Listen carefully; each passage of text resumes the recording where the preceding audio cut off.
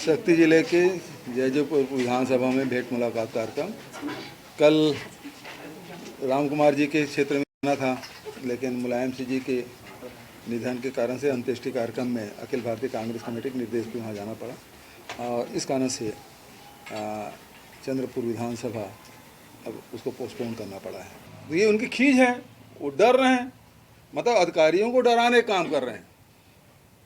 Basically वो अधिकारियों को डरा रहे हैं, इसका मतलब ये वो खुद डरे हुए हैं। उनको पता है, वो ज़मीनी हकीकत पता है, वो फेयर तरीके से चुनाव लड़ेंगे तो उसकी हालत जितनी थी उतनी भी नहीं रहने वाली है। और इस कारण से वो अपनी खींच अधिकारियों पर उतार रहे हैं। 15 साल तक के थे वो अधिकारी अच्छे थे, अब आज सरकार में नहीं तो खराब हो गए।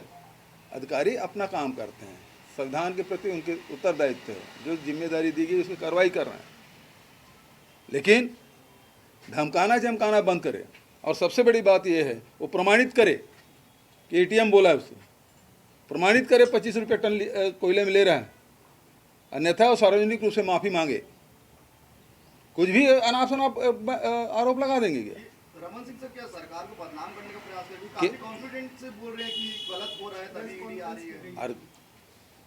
आ रही है तो क्या कार्रवाई की? रमन सिंह, हमारी सरकार ने जितने भी कोलवासी उसके खिलाफ कार्रवाई की, सभी जगह छापा डाले। रमन सिंह बताए 15 साल में कितने जगह कार्रवाई की, वो तो पता है। और कोयला जो है वो सेंट्रल गवर्नमेंट का है, राज्य सरकार की क्या भूमिका है? कोयला खदान वो अलाट करती है। पूरे खदान जो है, जितने खदान 58 चल रहा है उसमें 52 तो एसीसीएल का है, भारत सरकार का है। प्राइवेट प्लेयर तो सब बंद ही हो गए थे, अब तो 2-4 ठो शुरू हुआ है। कहाँ शुरू हुआ? तो पूरा भारत सरकार का है। ट्रांसपोर्टिंग के मामले में स्थिति ये है कि पैसेंजर ट्रेन आप बंद कर दिए हो, लोगों को महीनों से परेशानी करके रखे हैं, सैकड़ों ट्रेनें बंद कर दी है। उसके बारे में रमन सिंह नहीं पूछ रहे हैं। उसके बारे में बोले ना, राष्ट्रीय उपाध्यक्ष है, क्यों नहीं बोलते उसके बारे में?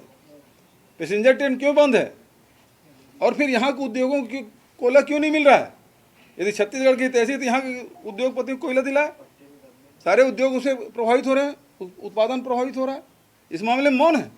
महादेव जो सट्टा है पूरे राष्ट्रीय स्तर पे हो रहा है, लेकिन छत्तीसगढ़ पुलिस ने पहली बार कार्रवाई की है। मैं बधाई देता हूँ। कानून तो भारत सरकार को बनाना था, क्योंकि ऑनलाइन सट्टा है, आईटी एक्ट के तहत उसको कार्रवाई होना चाहिए। और सरेआम चल रहा है, खुलेआम चल रहा है, लाखों परिवार उससे प्रभावित हो रहे हैं, बर्बाद हो रहे हैं। तो उस मामले में कुछ भारत सरकार ध्यान दे नहीं रही है। छत्तीसगढ़ सरकार ने उसमें कार्रवाई की है, बहुत लोगों की गिरफ्तारी हुई है और बहुत लोगों के खिलाफ और कार्रवाई होगी। ईडी की जो कल छापा पड़ा 3 आईएएस अधिकारियों के यहाँ 4 करोड़ रुपए बरामद और काफी सारी ज्वेलरी भी बरामद। वो उन्होंने कोई प्रेस रिलीज दिया क्या कि अधिकारियों के यहाँ पकड़ा गया है कि वो व्यापारियों के यहाँ पकड़ा गया, किसके यहाँ पकड़ा गया है? मीडिया में इस प्रकार से सूत्रों से पता चला वाले काम थोड़ी चलेगा। एक एक अधिकारी के यहाँ क्या पकड़ा गया बताए ना। बदनाम करने की कोशिश क्यों की जा रही है? यदि पकड़ा गया है तो इस अधिकारी के यहाँ इतनी राशि, इस अधिकारी के यहाँ इतना सामान, हाँ वो बताएं, बयान आना चाहिए। पिछले समय ऐसी ईडी का छापा पड़ा था, 7 दिन तक ये आईटी का छापा पड़ा था, प्रेस विज्ञप्ति देना था, यहाँ दिल्ली में गया तब जाग दिए, वो भी सब मिला जुला के। तो कुल मिला के ये है कि जो एजेंसियां हैं इसलिए बनाई जाती है कि गलत काम ना करे, और जो गलत काम है उसके खिलाफ कार्रवाई करें। हम उसको स्वागत करते हैं, हम पहले भी बोले हैं, जो गलत काम करने वाले उसके खिलाफ कड़ी कार्रवाई हो। लेकिन सेंट्रल एजेंसी का उपयोग राजनीतिक लाभ के लिए किया जाए, सरकार को बदनाम करने के लिए, उनके अधिकारियों को, राजनेताओं को बदनाम करने के लिए नहीं किया जाना चाहिए। हमने भी कोलवासी में किया क्या? उसको पॉलिटिकल लाभ लिया हमने क्या? उस प्रकार की बयानबाजी दिया? हमको पता है कौन किससे जुड़ा हुआ है, लेकिन हमने कोई राजनीतिक लाभ नहीं उठाया। कार्रवाई की और उसमें जो गलत पाया गया उसको नोटिस दिया गया है, वो जवाब देंगे। नहीं तो पेनाल्टी लगेगी, उसके खिलाफ जो संविधान जो नियमों प्रावधान है उसके हिसाब कार्रवाई होगी। लेकिन आप क्या कर रहे हैं, आप केवल राजनीति से प्रभावित होकर कार्रवाई कर रहे हैं, राजनीतिक लाभ के लिए कर रहे हैं। मैं कल भी बोला कि भारतीय जनता पार्टी सीधे लड़ नहीं पा रही छत्तीसगढ़ में, तो ईडी, आईटी, डीआरआई, सीबीआई तो आ नहीं सकती, ये तीनों का दुरुपयोग कर रही है। जैसे पाकिस्तान में पहले होता था ना, 11 क्रिकेट खिलाड़ी, उसके साथ 2 एम्पायर भी खेलते थे, तो ऐसी है इनकी स्थिति। भारतीय जनता पार्टी लड़ नहीं पा रही है, तो एक्स्ट्रा एम्पायर है उसको भी शामिल कर लिए हैं।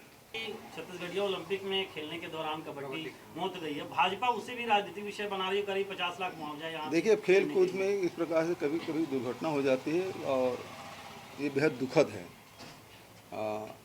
लेकिन घटना तो हुई है, इसे कोई इनकार नहीं करता। और मृतक के प्रति मैं संवेदना व्यक्त करता हूँ, पूरे परिवार को दुख सहने की क्षमता ईश्वर प्रदान करे, कामना करता हूँ। और राज्य शासन की ओर से जो नियम है उसके तहत भी उसे राशि दी जा रही। शिक्षण दान से भी मैंने 4 लाख रुपया देने की घोषणा मैंने की। देखिए, रेन वाटर हार्वेस्टिंग एक तरीका है जिससे वाटर रिचार्जिंग किया जा सकता है शहरों में। दूसरा, आप देखेंगे कि हमने जो 30,000 नाले हैं उसमें से करीब आधा से कुछ कम नाला को हमने वाटर रिचार्जिंग के प्रोजेक्ट में लिया हुआ है। बहुत सारे नाला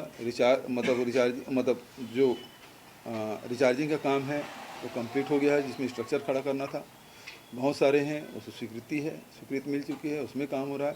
तो जहाँ जहाँ हम लोग वाटर रिचार्जिंग काम किए हैं तो 7 सेंटीमीटर से लेकर 30 सेंटीमीटर तक 1 साल में उसका लेवल बढ़ा है। तो ग्राउंड वाटर रिचार्ज के लिए हमारी सरकार जो नरवा प्रोग्राम है उसको लिया हुआ, उसको बहुत अच्छा रिजल्ट आ रहा है। लेकिन ड्रेन वाटर हार्वेस्टिंग भी होना चाहिए, क्योंकि शहर में हम ड्रेन टू ड्रेन कंक्रीट कर दिए हैं। पानी कितना भी बरसे वो बह जाता है, ज़मीन के भीतर नहीं जा रहा है, तो निश्चित रूप से उसके कारण से वाटर लेवल प्रभावित हो रहा है। तो वाटर हार्वेस्टिंग को गंभीरता से लेना चाहिए।